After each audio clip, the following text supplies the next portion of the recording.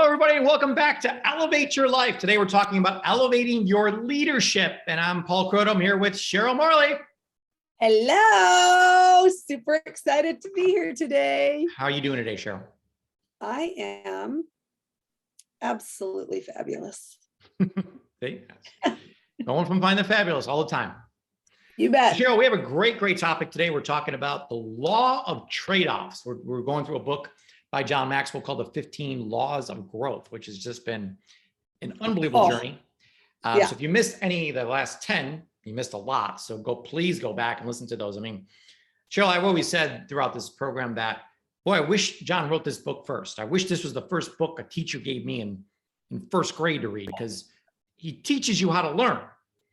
And going through this has just been so eye-opening. And now I'm like, okay, now I understand why personal growth is so important, or how to even do the personal growth. But, growth is just not automatic, Cheryl. It's got to be intentional. And in this law, John talks us that you have to give up to go up. And I'm like, wow, that's such a powerful statement. So talk to us about that, Cheryl.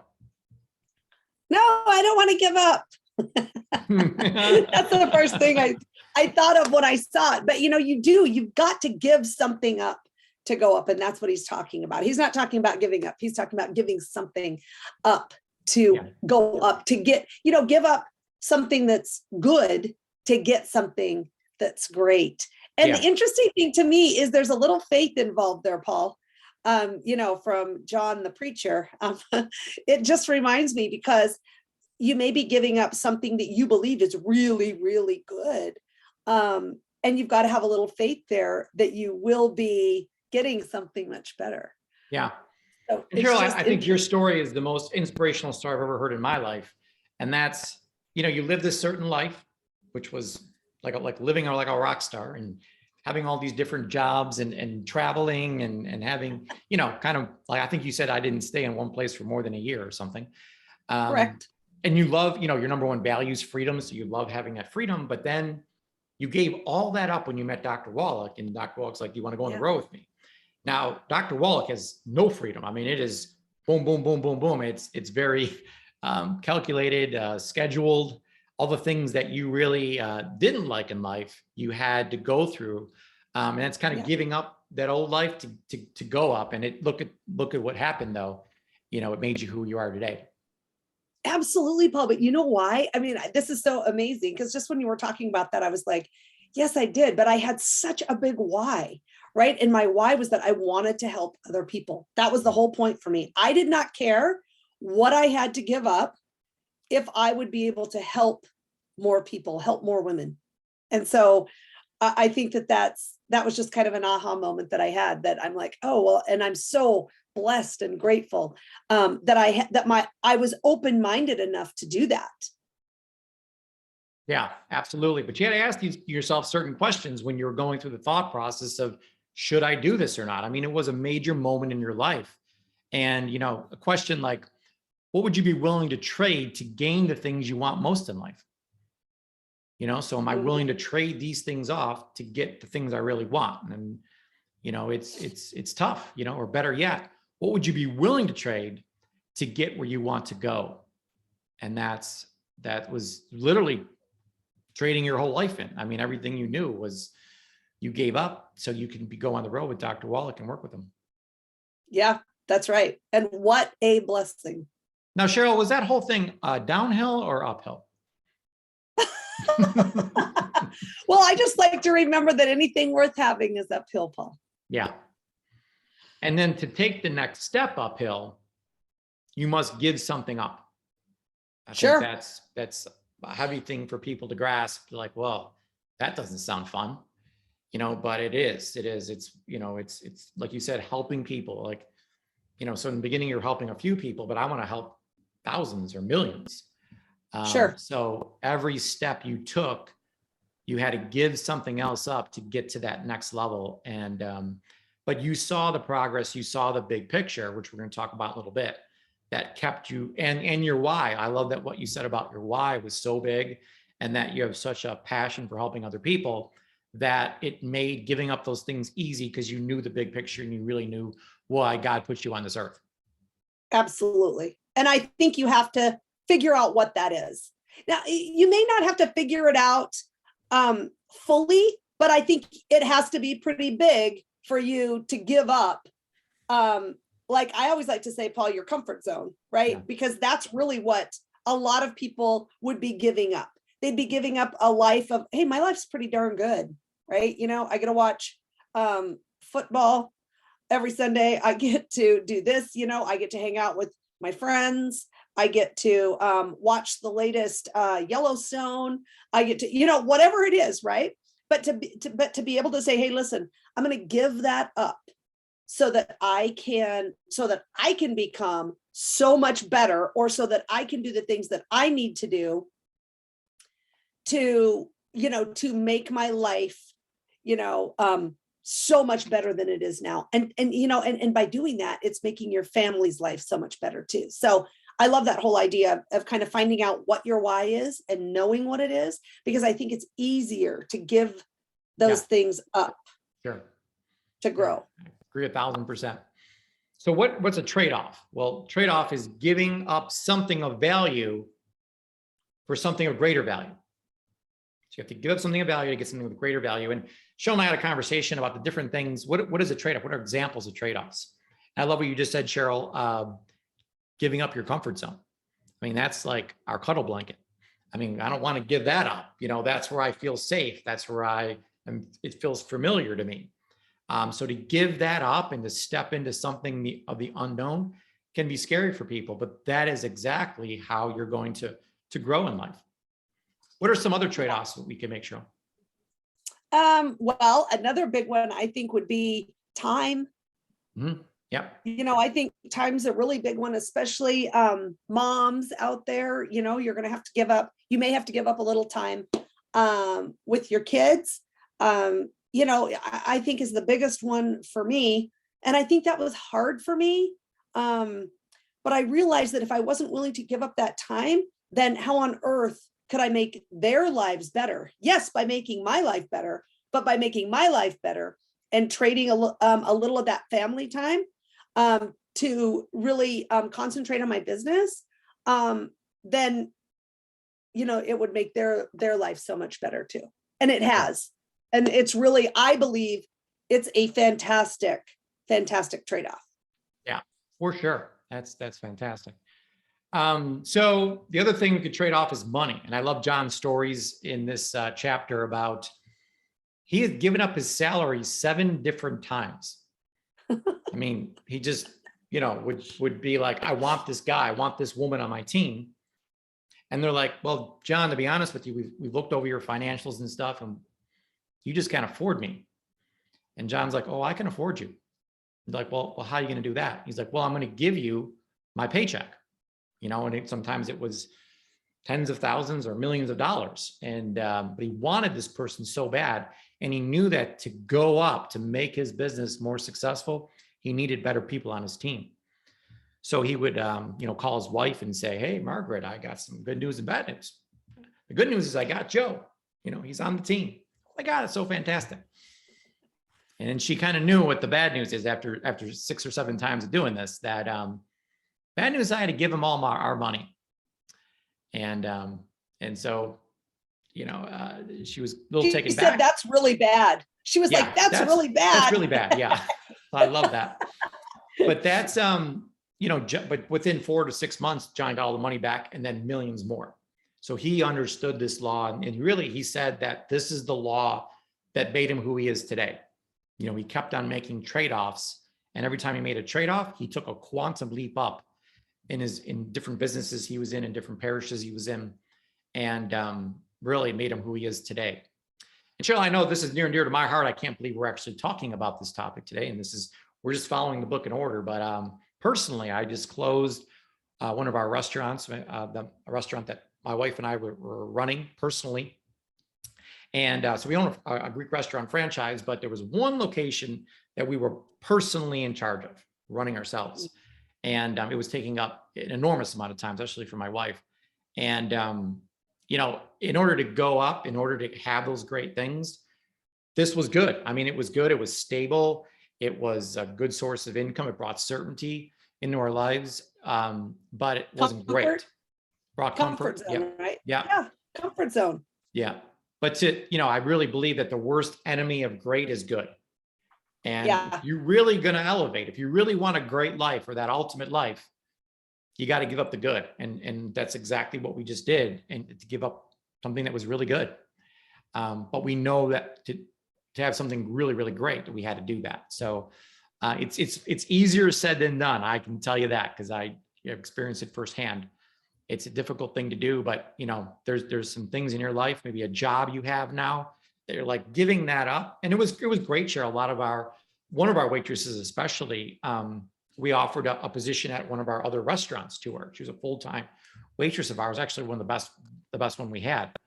And she goes, no, I'm going to use this opportunity to build a business, an online business that I've always wanted to build. And I was like, wow, like she took this as a blessing, that she's going to have this opportunity now to do that. So she has to give up, a position I offered her, a great position where she'd make a full-time, awesome income. She gave all that up so that she could do her dream, which was to build this online business for herself. Wow. Yeah. So yeah, it's making that trade-off is tough, but it is always, always worth it.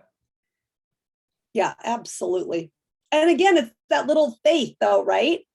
I mean, you have to have a tiny bit of faith too, as you're doing that, and step into something that will be and can be so much bigger and better, but you have to have that confidence in yourself too, to be able to do that. Yes, absolutely. So Cheryl, talk to us about change. I like that, Paul. Well, change is certain. There will certainly be change, Yes. right? So, and you're always going through change. You always, that's one thing that we can always count on. And you're never staying the same, right? I mean, you're never staying still. You're always either growing or not, right? Yeah. Or losing, winning or losing, I guess. And maybe life is always changing. It's inevitable that things change all the time. But the point is that are you going through change, or are you growing through change? Oh, absolutely. So there's, hey, I'm going through some changes. Well, that's unfortunate, but the other thing is knowing that the change is going to happen in all of our lives and that you're growing from it. So one of the mentalities, Cheryl, I've taken on, it's changed my life, really. We talk about meanings we give things. And literally the meaning I give everything in life now is it's a learning experience. Oh, that was a learning experience. That was a learning experience. That was a learning experience. So whether it's good or bad, that means nothing to me. I have programmed my mind that everything that happens to me is a learning experience. Now I happen to love to learn. So it brings me into a positive green state when I say, oh, that was a learning experience. Like I feel super good because I learned something from that. So yeah. It's how you look at it, and that are you growing from this or is it crushing you? Which is a super important thing. And growth is not automatic. You have to intentionally make that happen. Yeah, absolutely. So talk to us about, John mentioned in the chapter that TradeOffs really got him where he wanted to go. And I know you had a famous quote in here or quote that you really, really love. And that's when people come up to you and say, Cheryl, I want to do what you do. I love that, because then, it's like you say, okay, you want to do what I do? Yeah. Well, let me ask you a question. Would you like to do what I did so that you can do what I do? Yeah. And I mean, it's like, oh, wait a minute. I don't know.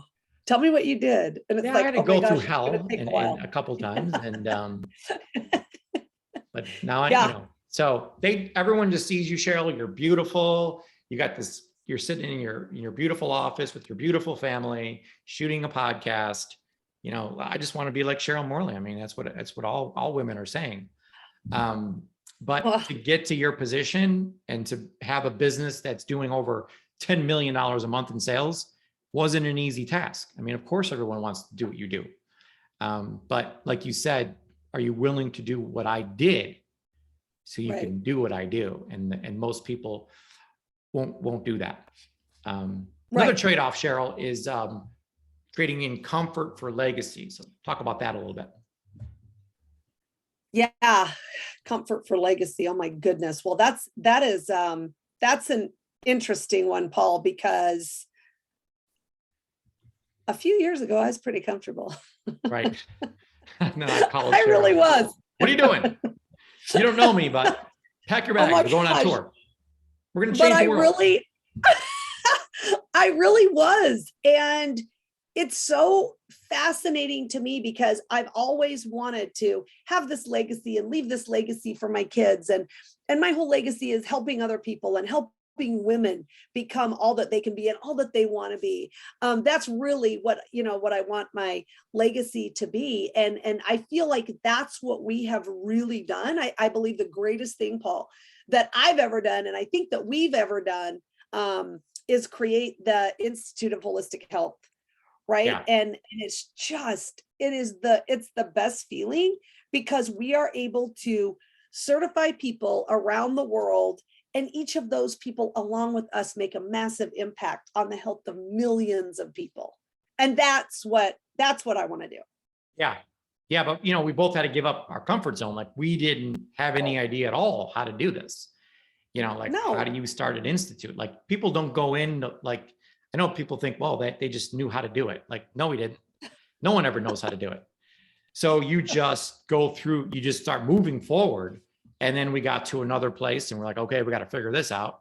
And then we kept on moving forward and got to another place. And it's a big testament, Cheryl, that you can't always see the whole picture. You can't always connect all the dots. You just got to keep moving forward and knowing that you're going to keep on learning new things and getting to new roadblocks and breaking through those.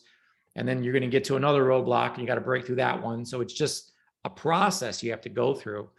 But it was a lot of trade-offs that we had to make along the way to go up higher. And so I love that. And I'm sorry for not being sorry to get you out of your comfort zone. But the legacy you're leaving for your family, for women, is just unbelievable. It's so awesome. And I know it makes you feel good inside. Oh, absolutely. And I love this whole idea, Paul, that we kind of had a vision at the end of what we wanted, right? Like for me, it wasn't the only vision I really had at the start was, I just want to help millions and millions of people get better, feel better. I want women to feel like they're worth, as much as they are, which each of us have so much self-worth and help women build their self-confidence and really to go from fine to fabulous, because fine's okay, right? But it definitely is not fabulous.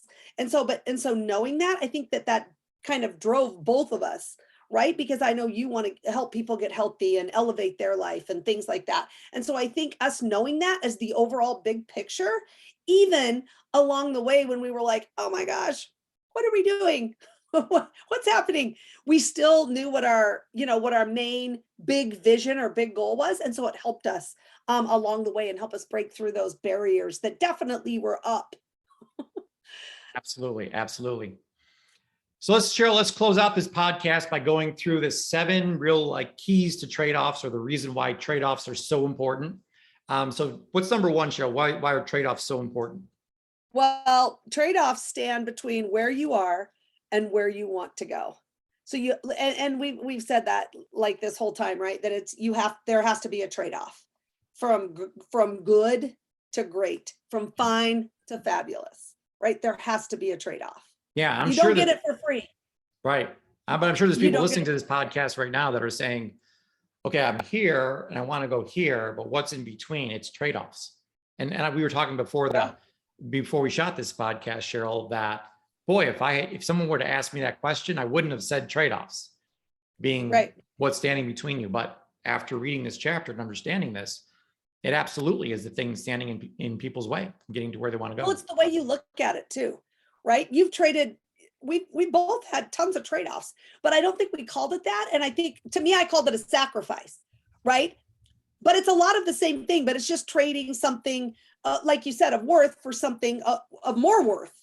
Right. And so to me, that's a sacrifice too. So to me, it was the same thing. So I didn't look at it or call it that, But I think as we move forward, right, then we learn and we grow. And so now we know that it's a trade-off, which I think makes it easier for my mind to say, okay, well, I want this. What do I need to trade?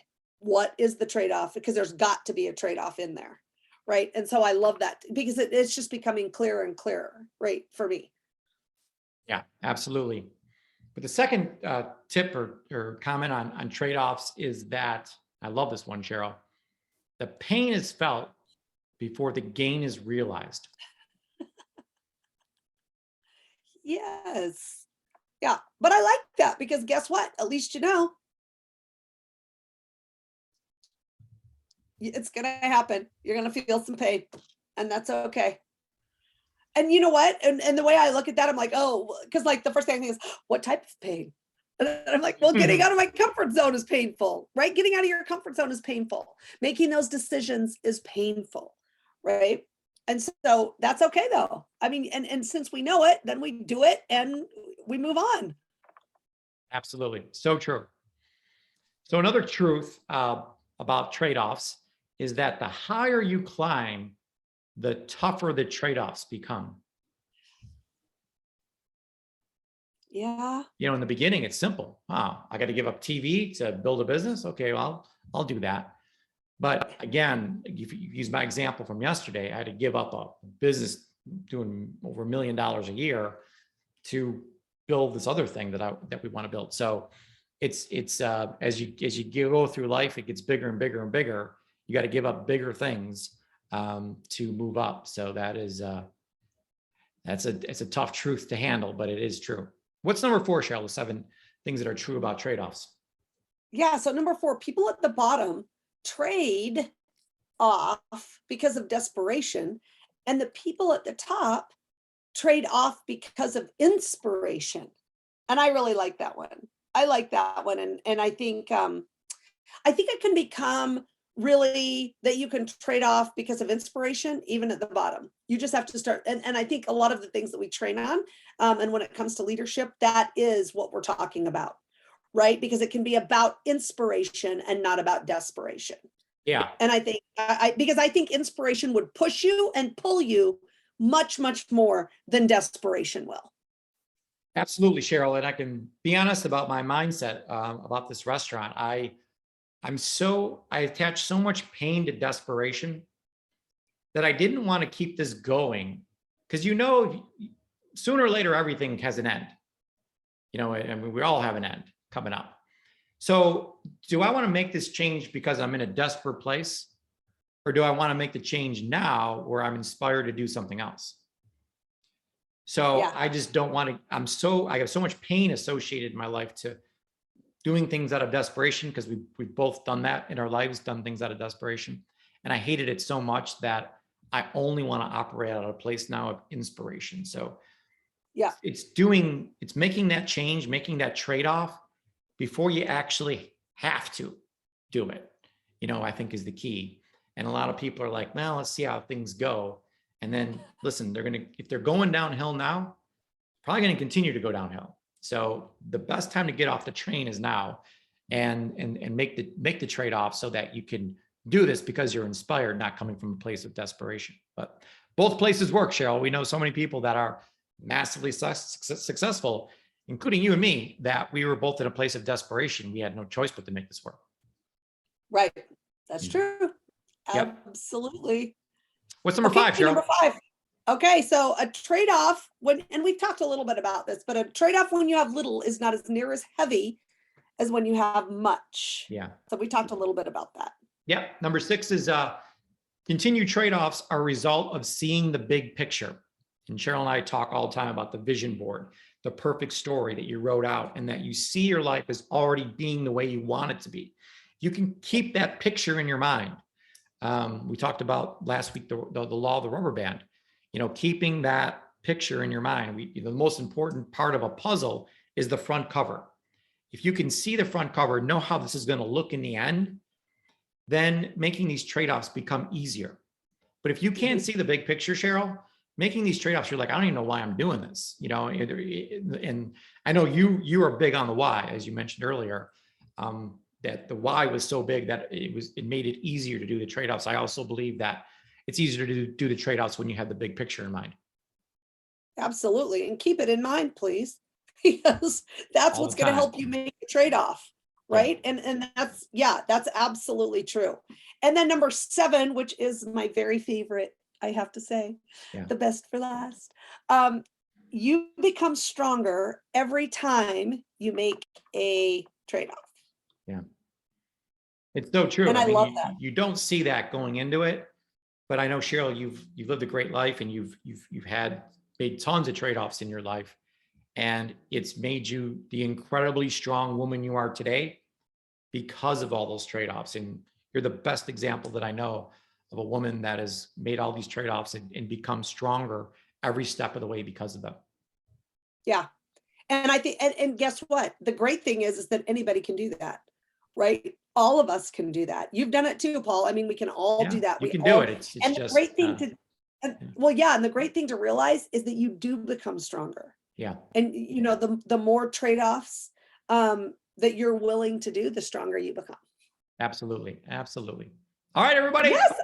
Hopefully we added some great value to your life. We always want to be here on Thursdays to elevate your leadership. Hopefully we did that a little bit today with this law of trade-offs. And we'll be back next week with law number 12 with 15 laws of growth from John Maxwell. Pretty excited, Cheryl. It's so much fun. Thank you, Paul. That was awesome. Thanks, everyone. We'll talk to you next Bye. week.